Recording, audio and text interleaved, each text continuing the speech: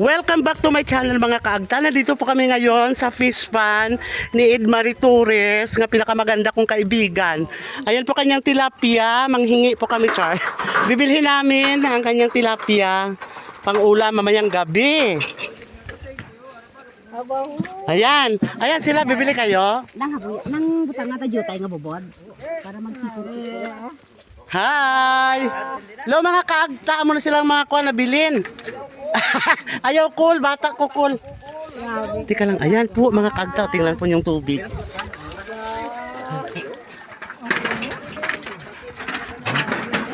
Yan mga kaagta, ang dami-dami po nilang tilapia. Dito po. Bilan mo na sa tulak. Yan po. Yan mga kaagta, dami-dami nilang tilapia. Yan po. Parang isa lang kaboy. Isa kahaboy, daming huli. Bye-bye!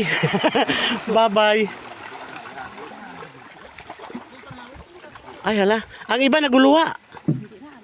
Ay, okay na siya dahil. Ikuan naman, balik lang bing no. Oo, kay buwas pa sama. Ano alang-alang ato to iya banira. Ano mga banira oh. Oo. Ayan mga kaagta, nagpa-harvest po kami ng mga 3 kilo lang man ang bibili namin. Kasi nga wala tayong pang ulam. Kasama ko po yung aming midwife sa barangay namin. Niyaya ko para bumili kami. Medyo na ano nga kami sa pagbiyahe. Yan po kanilang fish pa ng lapad po mga kaagta. Ayan sila pong mga kwan dyan. Di gamay mo na bulsa-bulsa, gamay na buta na po. Ala damo gid Kay go. Ayan mga kaagta, isang hagisan lang ng lambat. Yan po kadami ang huli. Yan po. Ay, hagina nag-harvest may 20 kilos lang ang kuha. Yan mga kaagta, isang hagis lang ng ano yan, lambat. Ganyan na po karami. Naibalik na mga gagmay. Agoy, ang dako ka namin sinabing.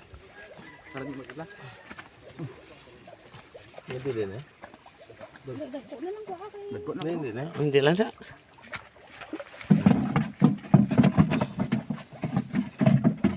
Ayan. Ayan, babay mo na mga kag.